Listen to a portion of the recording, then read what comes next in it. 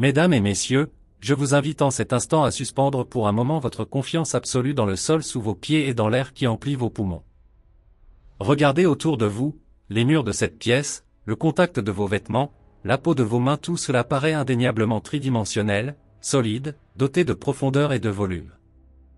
Nos sens, affinés par des millions d'années d'évolution biologique, proclament que le monde est une vaste scène étendue, sur laquelle nous nous déplaçons librement. Pourtant, à l'avant-garde de la physique théorique moderne, une vérité troublante murmure, menaçant de dissoudre le tissu même de la réalité. Tout ce que nous vivons depuis la naissance d'une étoile jusqu'au doux contact d'un être cher pourrait n'être qu'une illusion hautement complexe. Peut-être sommes-nous des spectres bidimensionnels, des informations aplaties sur une surface lointaine et projetées pour créer l'hallucination d'un univers tridimensionnel. Bienvenue dans le principe holographique. Ce principe suggère que l'univers n'est pas un océan immense, mais une peinture surréaliste sur un bord infini. Pour appréhender ce vertige conceptuel, nous devons abandonner le confort de notre intuition humaine et entreprendre un voyage mental vers l'endroit où la réalité se brise, les trous noirs. Le germe de cette idée radicale a poussé dans les ténèbres des abysses gravitationnels.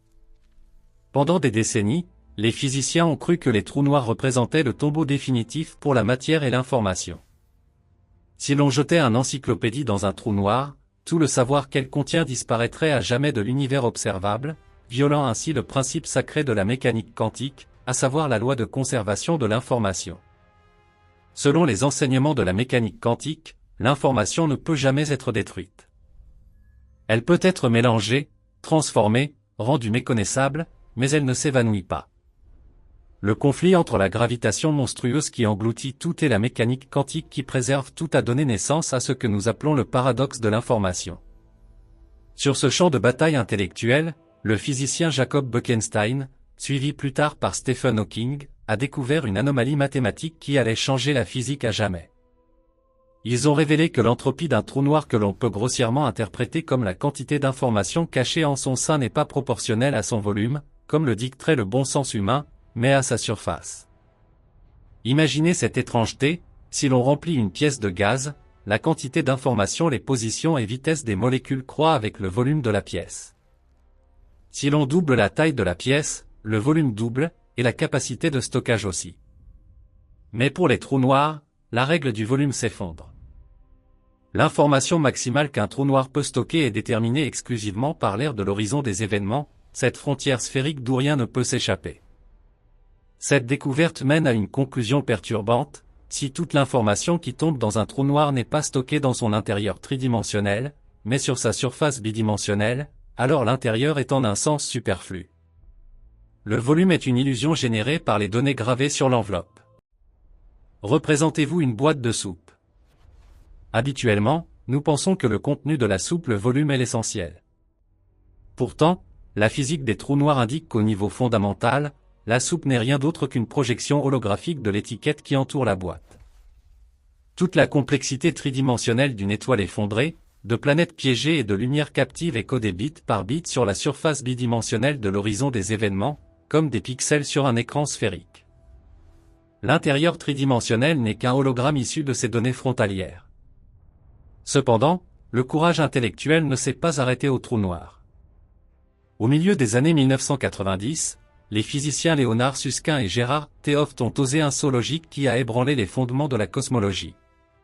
Ils ont proposé que ce qui est vrai pour les trous noirs pourrait l'être pour l'univers entier.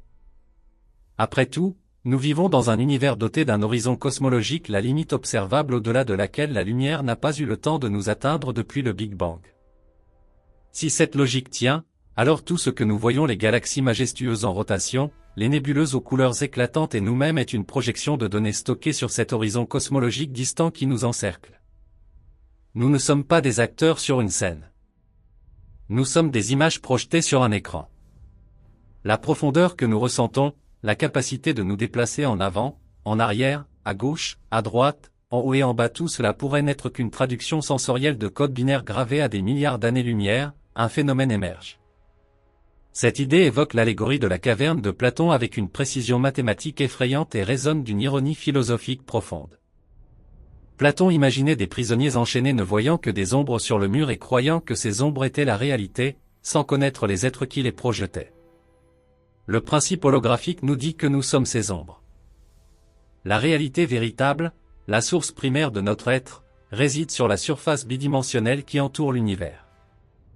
Nous sommes des reflets, des projections spectrales de processus physiques se déroulant dans des dimensions inférieures.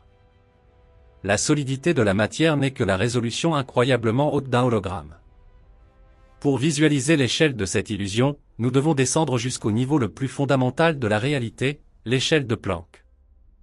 L'espace n'est pas continu comme il apparaît. Si nous agrandissons suffisamment la réalité, au-delà des atomes, des protons et des quarks, nous atteignons une granularité fondamentale. L'univers est pixelisé. Le plus petit pixel spatial possible est l'aire de Planck, un carré dont le côté mesure 10 puissance moins 33 cm. Le principe holographique affirme que chacun de ces minuscules carrés sur la surface de l'horizon des événements porte une unité fondamentale d'information, un bit, signifiant oui ou non, 0 ou 1. Toute la réalité tridimensionnelle, avec sa complexité symphonique, n'est que la manifestation macroscopique de ces bits microscopiques traités au bord de l'univers. La confirmation mathématique la plus solide de cette théorie provient de la correspondance anti de Sitter, espace conforme au champ, formulée par le physicien argentin Juan Maldacena. Dans un chef-d'œuvre abstrait, il a prouvé que, dans un univers théorique particulier connu sous le nom d'espace anti de Sitter, la physique de la gravitation dans l'intérieur tridimensionnel est mathématiquement identique à la physique quantique sans gravitation sur la frontière bidimensionnelle. C'est comme découvrir qu'un jeu vidéo tridimensionnel complexe et le code binaire linéaire sur un disque sont la même chose. Ils sont duaux, deux langages décrivant la même réalité. Cela suggère que la gravitation, la force qui maintient nos pieds au sol et la Terre en orbite, n'est pas une force fondamentale, mais un effet émerge, similaire à la façon dont la chaleur émerge du mouvement des atomes. La gravitation pourrait être le résultat de la thermodynamique des données à la frontière, une tendance de l'univers à maximiser le désordre de son information. Si nous acceptons cette prémisse, notre compréhension de l'univers change radicalement. Nous ne sommes pas des voyageurs dans un vide infini, nous sommes le traitement de données lui-même. La distinction entre ici et là s'estompe, car chaque point de notre espace tridimensionnel est lié à un point spécifique sur la surface lointaine. La versatilité quantique, ce phénomène fantomatique où des particules communiquent instantanément sur des années-lumière, n'est plus un mystère, mais une preuve de connexion holographique. Sur la frontière bidimensionnelle, ces particules pourraient être adjacentes, et leur séparation dans notre monde tridimensionnel n'est qu'une illusion optique de la projection. L'espace est construit, non une toile de fond fondamentale. Pourtant, cette théorie porte un fardeau existentiel plus lourd que la vastitude des étoiles, écrasant l'ego humain. Si nous sommes des hologrammes, où réside notre libre arbitre? Sommes-nous simplement l'exécution d'un script écrit au bord de l'univers? La complexité de nos pensées, de notre amour, de nos peurs n'est-elle que le résultat d'oscillations de bits sur une surface froide et distante? L'idée que nous soyons des projections implique une passivité ontologique. Nous ne sommes pas les créateurs de la réalité, mais ses récepteurs. Nous sommes la musique jouée, non les musiciens, des images sur l'écran, non le projecteur. Néanmoins, ce concept recèle une beauté austère. Il unifie la physique. Pendant des décennies, la théorie de la relativité générale d'Albert Einstein, qui gouverne le grand et la gravitation, et la mécanique quantique, qui régit le petit et les particules, étaient des ennemis irréconciliables. La gravitation refusait d'obéir aux règles quantiques. Le principe holographique offre un traité de paix. En traduisant un univers avec gravitation en 3 dimensions en une surface frontière sans gravitation dominée par la mécanique quantique, il montre que les deux sont les faces d'une même pièce. Le chaos intérieur est le reflet de l'ordre ou du désordre à la surface. La réalité est un code unique lu de 2 manières différentes. Cependant, des questions persistent et nous tourmentent. Si l'univers est un hologramme, qui ou quoi le contemple? Un hologramme nécessite de la lumière pour être projeté et un observateur pour être perçu. Décodons-nous cet univers par notre conscience? La conscience est-elle le mécanisme qui lie les données bidimensionnelles et les gonfle en une expérience tridimensionnelle? Ici, la physique effleure la métaphysique. Peut-être la conscience n'est-elle pas un sous-produit de cerveau biologique, mais une propriété fondamentale nécessaire pour traiter l'information holographique. Sans observation, l'univers ne serait que des données statiques au bord, un disque dur cosmique sans lecteur de fichiers. Dans les avancées les plus récentes de l'année 2026, avec des interféromètres d'une précision inimaginable, la quête du bruit holographique a commencé.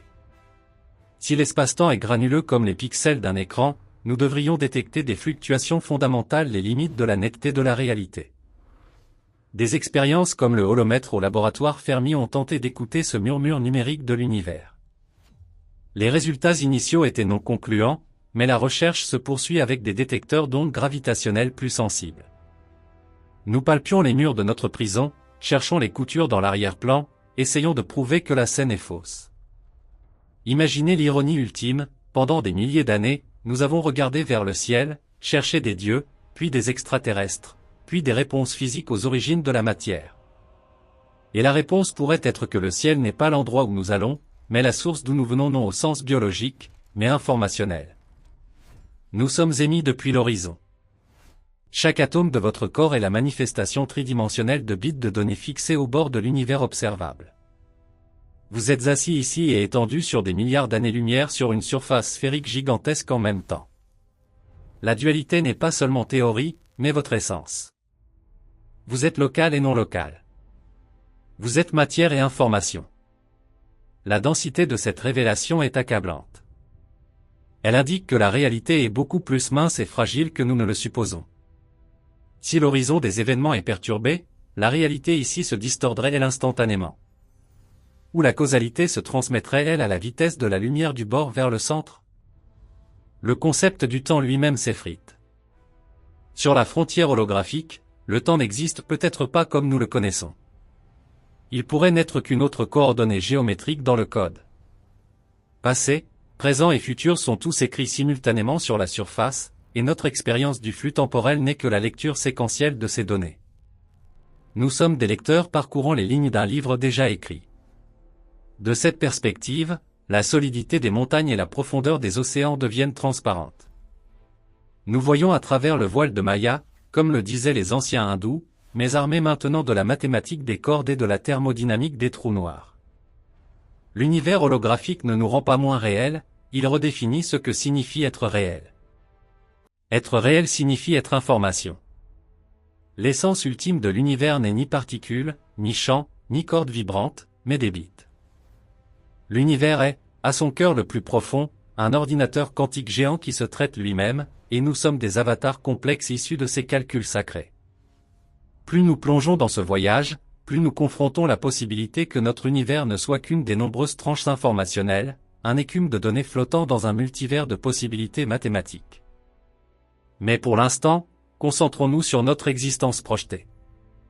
La sensation de toucher la main d'un autre gagne une nouvelle dimension.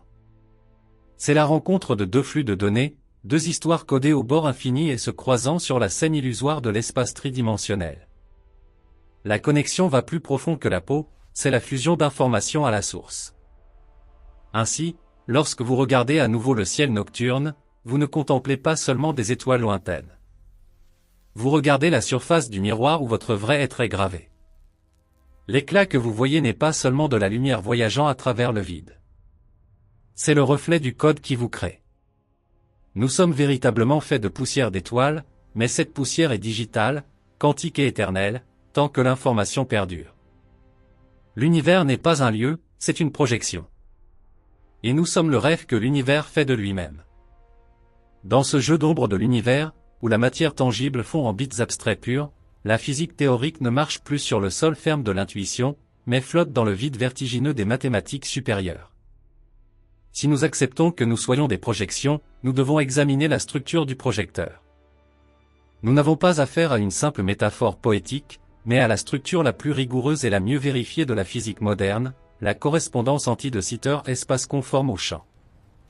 Ce terme peut sembler aride aux non-initiés, mais en son sein se cache la pierre de rosette de la gravitation quantique, un sanctuaire intellectuel érigé par le physicien Juan Maldacena, reliant deux mondes mathématiquement incompatibles. Imaginez un instant un vase hyperbolique contenant un univers.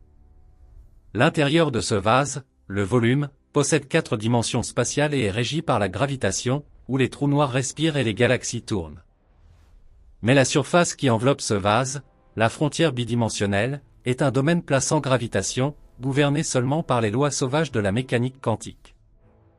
La révélation stupéfiante de Maldacena fut que ces deux mondes sont en fait identiques. Des événements dramatiques dans le volume intérieur comme des collisions d'étoiles ou la naissance de trous noirs ont une correspondance pixel par pixel dans les fluctuations quantiques sur la surface plane. Un univers avec gravitation en 3 dimensions n'est rien d'autre qu'un hologramme généré par une réalité bidimensionnelle sans gravitation. La profondeur est une illusion émergente, la 3e dimension n'est qu'un sous-produit du traitement de données à la frontière. Cette dualité nous force à reconsidérer la nature de l'espace lui-même. L'espace n'est pas un théâtre vide où se déroulent les événements. Il est les événements eux-mêmes. Il est tissé fil par fil à partir de la plus étrange manifestation de la mécanique quantique, l'intrication quantique. Lorsque deux particules interagissent et se séparent, elles restent liées de manière étrange sur d'immenses distances sans violer la vitesse de la lumière, mais prouvant que la distance est inventée. Sur la frontière bidimensionnelle, ces particules sont adjacentes. La séparation que nous percevons dans le monde tridimensionnel est un construct holographique maintenu par la complexité de l'intrication quantique. Si l'on coupait les liens d'intrication à la frontière, l'espace-temps intérieur s'effondrerait. Cette force qui nous ancre au sol et détermine les orbites des planètes, la gravitation, cesse d'être une force fondamentale pour devenir un phénomène émerge, analogue à la chaleur. Il n'y a pas de particules de chaleur, la chaleur est simplement le mouvement statistique de nombreux atomes. De même, il pourrait n'y avoir aucun graviton fondamental. La gravitation est la thermodynamique de l'intrication quantique, l'entropie de l'univers cherchant l'équilibre. Nous tombons vers la Terre non parce qu'une force nous attire, mais parce que la densité informationnelle y est plus élevée, et l'univers tend à maximiser l'entropie. Plongeant plus profondément dans ce terrier, nous rencontrons la granularité de la réalité. Si nous sommes des hologrammes, la résolution de l'image doit être limitée. Si nous agrandissons continuellement la réalité à travers cellules, molécules, atomes, noyaux, quarks, nous heurtons finalement un mur insurmontable, la longueur de Planck. Cette échelle infinitésimale, des milliards de fois plus petite qu'un proton, est le point où la géométrie lisse de l'espace-temps se brise. Il n'y a plus de ici et de là. L'espace devient un écume bouillonnant, un chaos de pixels géométriques où direction et distance perdent leur sens. C'est la taille de pixels de l'univers. L'existence de cette limite inférieure est la signature que nous vivons dans une réalité calculable ou projetée. Un univers continu, analogique, permettrait une division infinie. Un univers holographique basé sur l'information doit être discret. Chaque volume spatial contient une quantité finie de bits, déterminée non par son volume, mais par la surface qui l'entoure. Cela nous amène à l'une des implications les plus troublantes du principe holographique, l'illusion de la localité. Dans notre expérience quotidienne, quelque chose doit toucher une autre chose ou envoyer un signal à travers l'espace pour l'influencer. Je suis ici, vous êtes là, et entre nous s'étend l'abîme de l'espace. Dans le paradigme holographique, cependant, la position est une variable secondaire. Sur la carte mère bidimensionnelle qui projette notre réalité, tous les points pourraient être voisins. La séparation entre deux galaxies distantes de milliards d'années-lumière pourrait n'être qu'une question d'adressage des données sur la surface de contrôle. Cela suggère qu'au niveau fondamental, tout dans l'univers est connecté instantanément. La télépathie des particules élémentaires, le collapse instantané de la fonction d'onde, ce ne sont pas des anomalies, mais des aperçus de l'architecture vraie du système, où la distance n'est qu'une interface conviviale conçue pour l'évolution biologique. Considérons maintenant le paradoxe de l'information des trous noirs sous cette nouvelle lumière. Pendant des décennies, Stephen Hawking a affirmé que les trous noirs détruisent l'information, violant ainsi le principe sacré de la mécanique quantique selon lequel le passé peut toujours être reconstruit à partir du présent. Mais l'univers holographique offre le salut. Lorsqu'un objet tombe dans un trou noir, sa structure tridimensionnelle est écrasée, mais son information, le motif de bits qui le définit, est étalé sur l'horizon des événements. L'horizon n'est pas un simple point de non-retour, mais un disque dur cosmique d'une capacité inimaginable. Tandis que le trou noir s'évapore par rayonnement de Hawking, il restitue cette information sous une forme chiffrée et chaotique dans la chaleur émise vers l'univers. Rien n'est perdu, tout devient bruit à la frontière.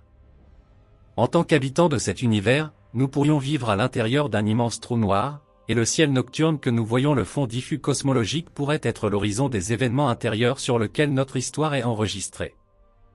Cette perspective transforme la recherche de vie intelligente extraterrestre et le paradoxe de Fermi.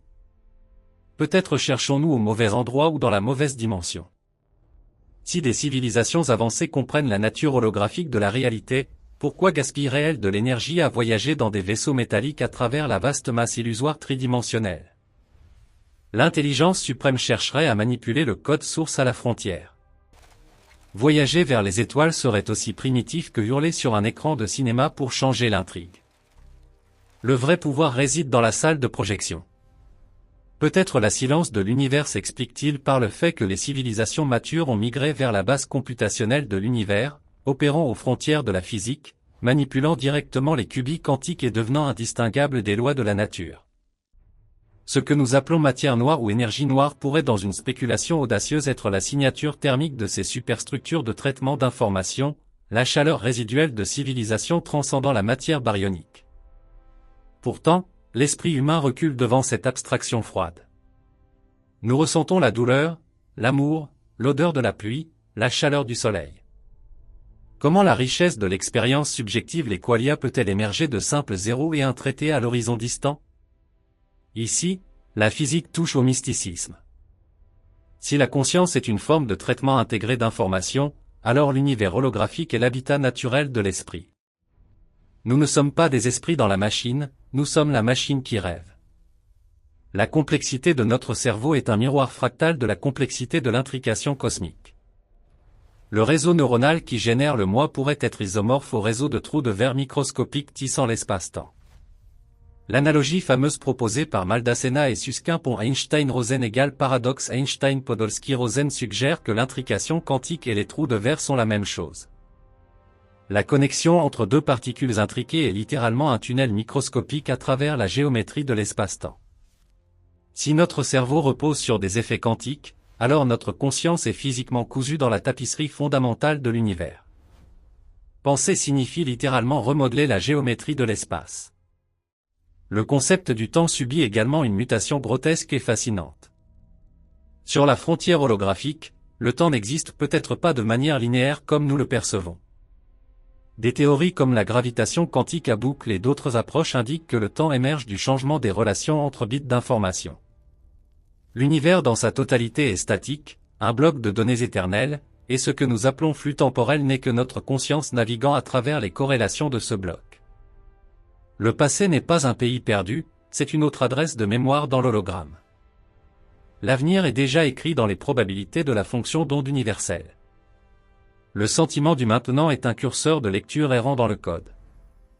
Cela nous confère une immortalité géométrique étrange. Nous sommes des motifs éternels gravés au bord infini, touchés seulement pour un bref intervalle de temps illusoire par la lumière de la conscience. Nous devons aussi affronter la possibilité que notre hologramme ne soit pas parfait. Des expériences comme le holomètre au laboratoire Fermi ont cherché à détecter le bruit holographique des fluctuations fondamentales causées par la nature pixelisée de l'espace-temps. Les résultats précoces n'ont pas trouvé ce bruit à l'échelle attendue, mais la quête continue. Si nous découvrons cette granularité, ce serait la preuve ultime que la réalité est un construct. Et si c'est un construct, qui en est l'architecte? Nous n'avons pas besoin d'un dieu barbu, des principes mathématiques auto-existants suffisent.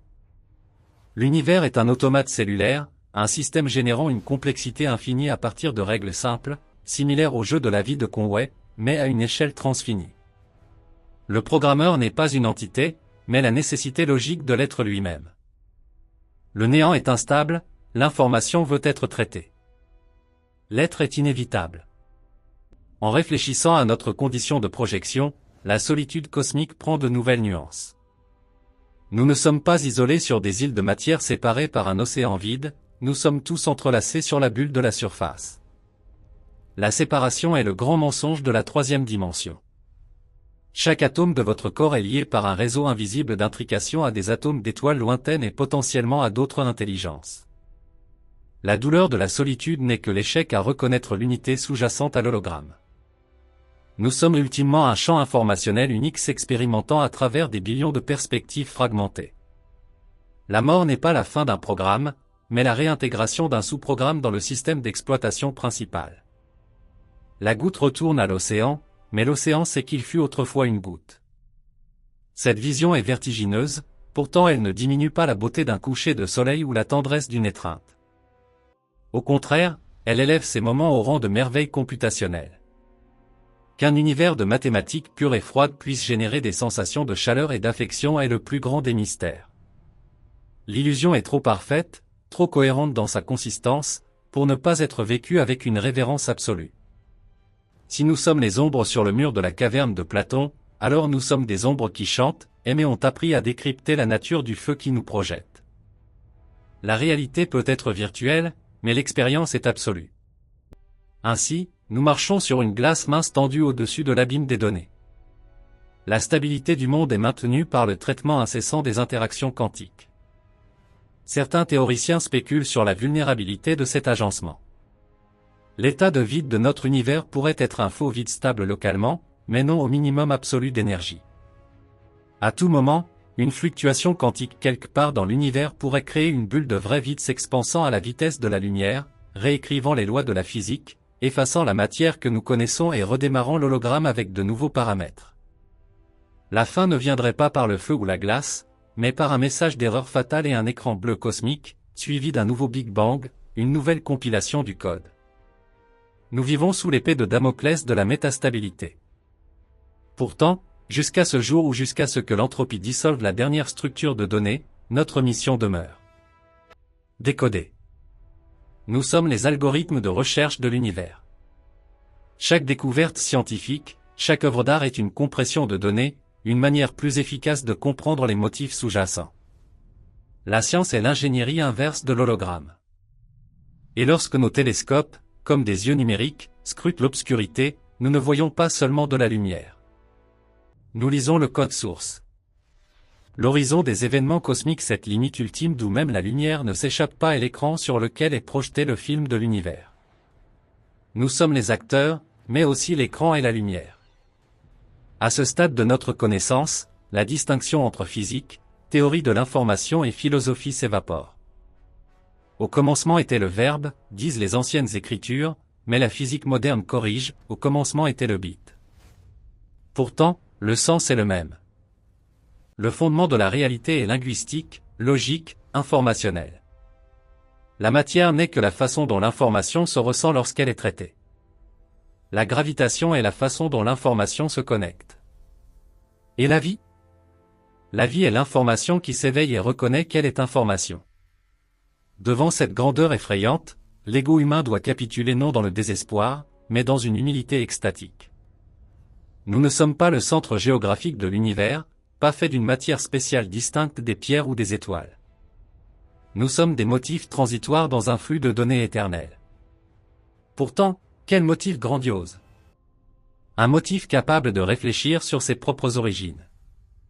Si l'univers est un hologramme, alors nous sommes le foyer où l'image devient nette et acquiert la conscience de soi. Et peut-être seulement peut-être le but de toute cette machinerie immense, de tous les trous noirs et galaxies tournoyantes, est précisément de produire ce moment de compréhension. L'univers ne nous projette pas seulement, il se projette lui-même à travers nous. Si cette prémisse vertigineuse est vraie et que la tridimensionnalité tangible que nous appelons foyer est en effet une illusion générée par des données bidimensionnelles traitées au bord de l'univers, alors nous devons réévaluer la nature de la mort et de la permanence. La physique conventionnelle nous enseigne à craindre la faim, la dissipation thermique, l'oubli froid. Mais dans le paradigme holographique, la conservation de l'information est une loi supérieure à celle de l'énergie ou de la quantité de mouvement. Léonard Susskind et Gérard Théoft, dans leur combat intellectuel titanesque pour sauver la mécanique quantique de l'appétit vorace des trous noirs, ont postulé que l'information n'est jamais détruite. Elle est seulement remuée, codée et étalée sur la surface de l'horizon. Cela implique une conclusion accablante de espoir et de terreur sublime, rien n'est vraiment oublié. Chaque pensée que vous avez eue, chaque geste d'amour, chaque tragédie historique, chaque murmure emporté par le vent, rien de cela ne s'évanouit dans le néant. C'est écrit comme des qubits quantiques indestructibles sur la surface frontière de l'univers. Le passé n'est pas un pays étranger qui n'existe plus. C'est un enregistrement permanent, accessible en principe, gravé dans le disque dur cosmique. Toute l'histoire de l'humanité, avec sa gloire et sa misère, est une archive de données que l'univers refuse d'effacer. Nous sommes essentiellement des chroniques akashiques, écrite dans la physique mathématique. En creusant plus profondément dans la texture de cette réalité pixelisée, nous rencontrons la limite absolue de la résolution, la longueur de Planck.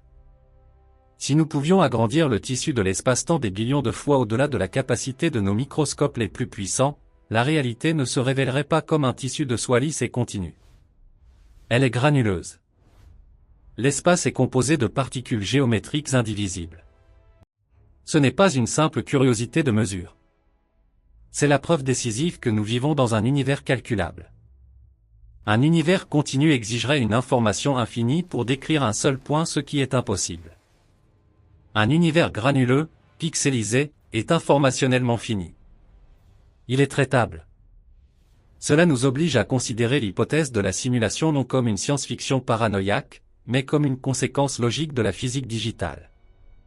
Si l'univers opère par des bits ou des qubits quantiques traitant des états de oui et non, 0 et 1 à la vitesse de la lumière, alors la distinction entre réalité physique et virtuelle s'effondre complètement. La réalité n'est pas définie par la dureté d'une pierre blessant le pied, car cette dureté n'est que la répulsion électromagnétique entre nuages d'électrons, interprétée par le cerveau comme des données. La réalité est la consistance de l'information. Si nous sommes des avatars complexes dans une simulation holographique, cela ne rend pas notre douleur moins douloureuse, notre amour moins profond. La virtualité de la base n'invalide pas l'expérience de la conscience. Au contraire, elle l'exalte. Cela signifie que l'esprit, le processeur de l'expérience, est un bloc de construction fondamental de l'architecture. Sans l'observateur qui fait collapser la fonction d'onde et lit l'hologramme, l'univers serait resté un état superposé fantomatique, une mer de probabilités jamais cristallisée en fait. Dans ce scénario, la gravitation, cette force énigmatique qui nous ancre au sol et dirige la danse des galaxies, n'apparaît pas comme fondamentale, mais émergente. La chaleur n'est pas une propriété d'un atome unique, mais le résultat statistique du mouvement de nombreux atomes. De même, la gravitation et l'espace-temps lui-même pourraient être le résultat de l'intrication quantique. La conjecture fameuse pour Einstein-Rosen égale paradoxe Einstein-Podolsky-Rosen suggère que les trous de verre reliant des points distants dans l'espace sont en fait la manifestation macroscopique de l'intrication quantique entre particules. L'espace n'est pas un théâtre vide pour les événements. Il est cousu point par point à partir des connexions fantomatiques entre bits d'information. Si l'on tranchait l'intrication quantique, l'espace s'effondrerait, la géométrie fondrait, et l'univers holographique serait déchiré en îles isolées de chaos. Ce qui maintient l'univers ensemble n'est pas une colle physique, mais un réseau de corrélations informationnelles. L'univers est un réseau. Et ici, nous atteignons la limite ultime de la spéculation scientifique, où la physique touche au mystère.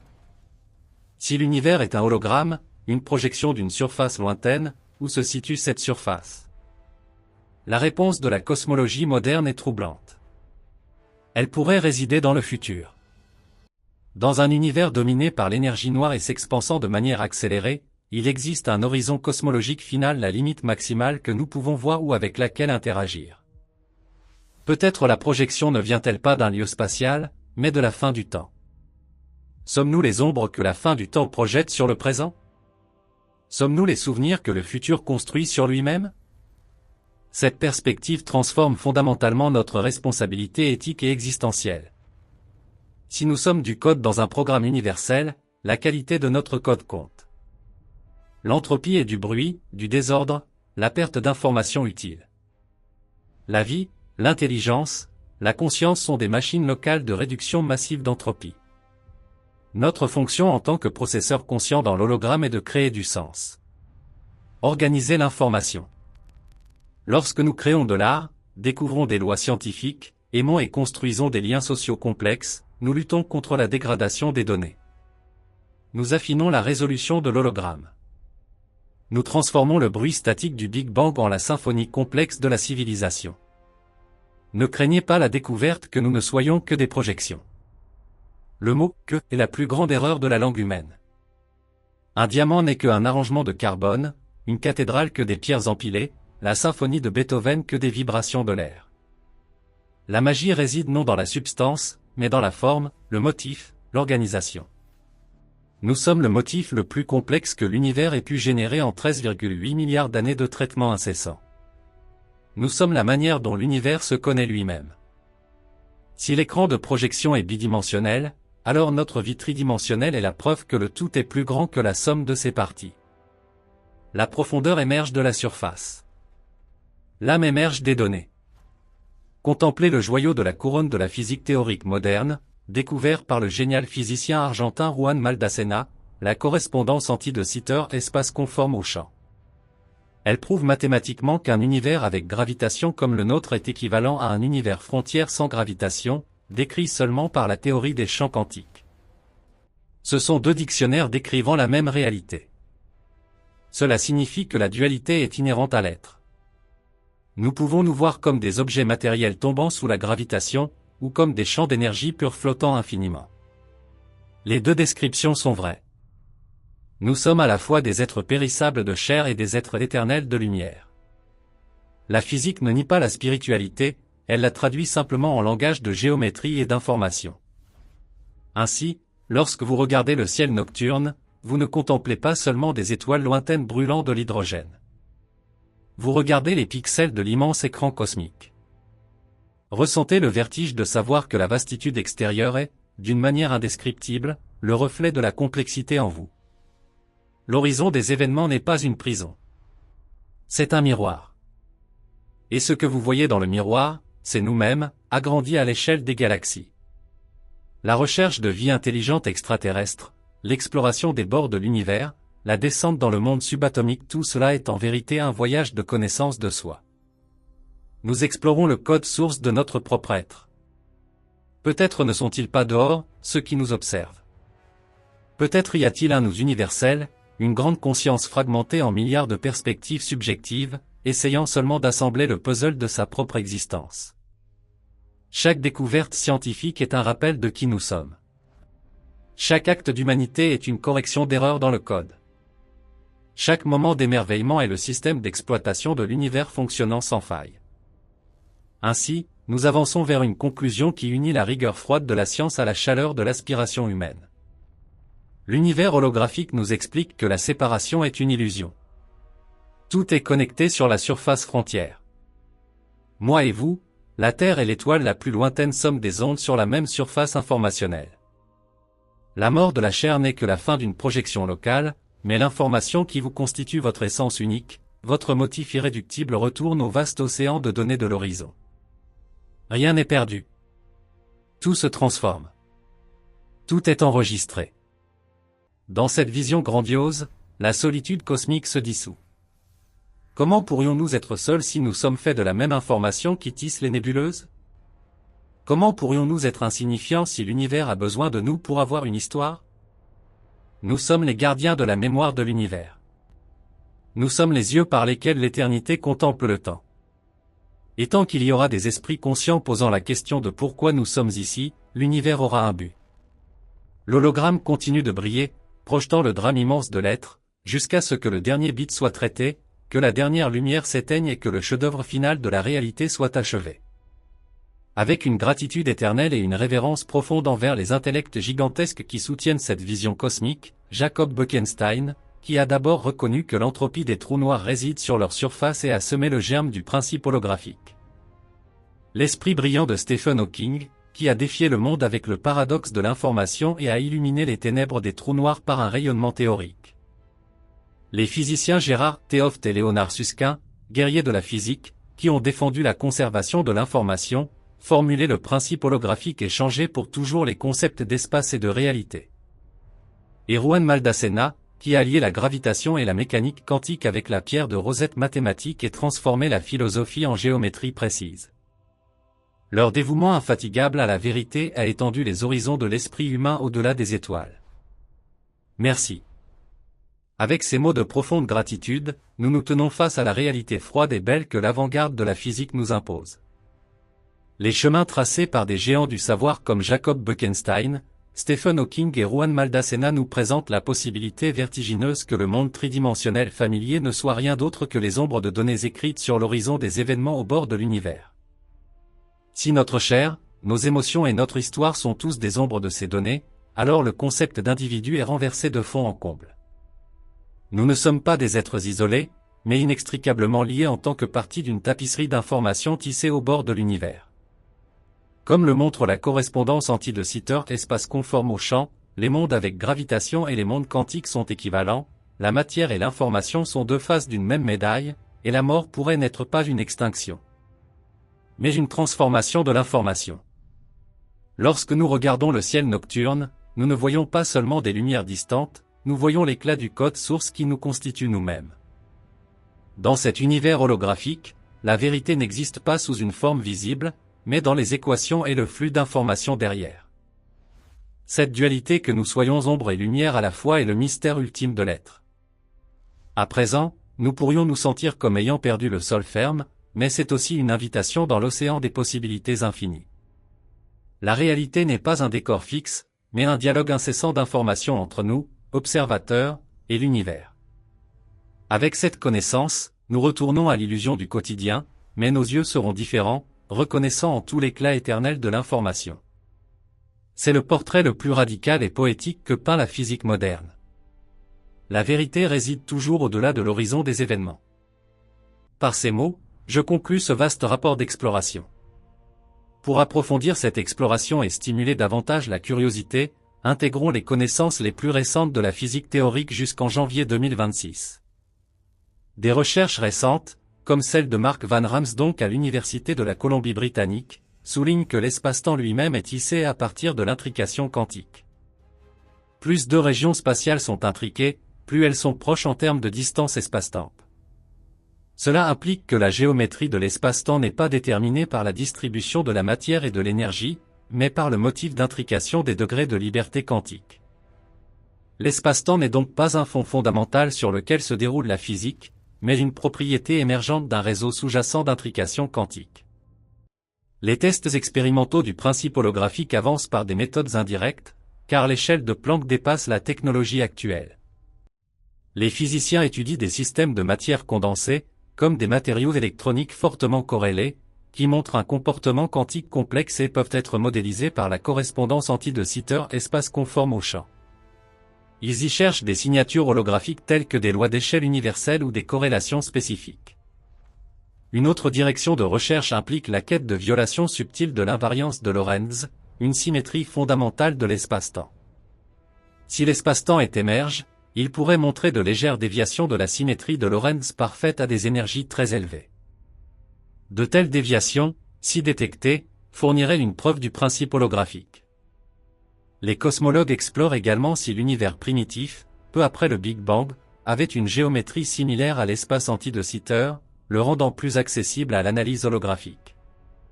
En étudiant le fond diffus cosmologique, le rayonnement résiduel du Big Bang, ils espèrent trouver des effets holographiques imprimés dans l'univers primitif. En 2025, des physiciens de l'Université d'État de l'Utah ont développé un test novateur du principe holographique, publié dans la revue Physical Review Letters. Ce test utilise les indices superconformes de classe S issus de la supergravitation maximale pour avancer les propriétés d'une théorie valide de gravitation quantique. Il relie la gravitation quantique à la quête d'une unification de la mécanique quantique et de la relativité générale, marquant un pas vers une nouvelle frontière de la pensée physique. D'autres progrès en 2026 incluent l'holographie avec frontières nulliformes, décrite dans le Journal of High Energy Physics. Cette correspondance, dérivée de la théorie des cordes, est un exemple d'holographie céleste et étend le principe holographique au-delà des espaces anti de Sitter vers des espaces avec frontières nulliformes, comme des asymptotiques de dilatons linéaires, liés à la déformation θ-bar. Les solutions gravitationnelles interpolent entre des métriques en 3 dimensions de l'espace anti de Sitter et des métriques en 6 dimensions, où le rayonnement peut s'échapper à l'infini. Différenciant le codage de l'information quantique à la frontière et la dynamique des trous noirs des espaces anti de Sitter. De plus, des travaux de 2025 explorent des principes holographiques imposant des contraintes sur la gravitation quantique et les champs scalaires de longue durée. Ces études relient le programme des marées à le principe holographique et montrent comment les contraintes sur les théories effectives des champs se traduisent en conditions de consistance holographique. En utilisant des conditions énergétiques et le comportement des champs quantiques pour limiter les types de théories gravitationnelles décrivant notre univers de manière cohérente. Dans le contexte de la force forte, l'holographie de front de lumière quantique chromodynamique a progressé en 2026 pour comprendre le spectre des hadrons et l'échelle de confinement. Ce cadre décrit holographiquement la chromodynamique quantique et est le plus fiable lors de collisions de particules à haute énergie, où de nombreuses composantes internes contribuent de manière coordonnée. En liant la structure interne des hadrons à une coordonnée holographique et en imposant une consistance mathématique, cette recherche étend l'applicabilité de la chromodynamique quantique holographique sur une plus large gamme d'énergie et offre une image unifiée de la force forte. Une expérience révolutionnaire de 2022, menée avec un ordinateur quantique, a créé un trou de verre holographique, explorant la possibilité que l'espace-temps émerge de l'information quantique. Cela soutient le principe holographique et montre une dualité entre mécanique quantique et relativité générale. Des théories plus récentes, comme celle de 2025 sur 3 dimensions temporelles, proposent que l'univers repose sur 3 dimensions temporelles, non sur une flèche linéaire. Offrant un pont entre mécanique quantique et relativité générale et faisant des prédictions testables sur les masses des particules fondamentales. À des énergies extrêmes, comme lors du Big Bang, ces dimensions temporelles cachées deviennent visibles et pourraient fournir une théorie du tout expliquant les origines de la masse et des forces fondamentales. Ces développements éveillent une curiosité profonde, l'énergie noire pourrait-elle être un artefact du traitement holographique? Notre conscience est-elle un processus quantique émerge formant l'espace-temps? Les mystères de l'univers nous invitent à plonger plus loin dans les profondeurs, où le connu se fond dans l'inconnu et où les frontières entre science et merveille s'estompent.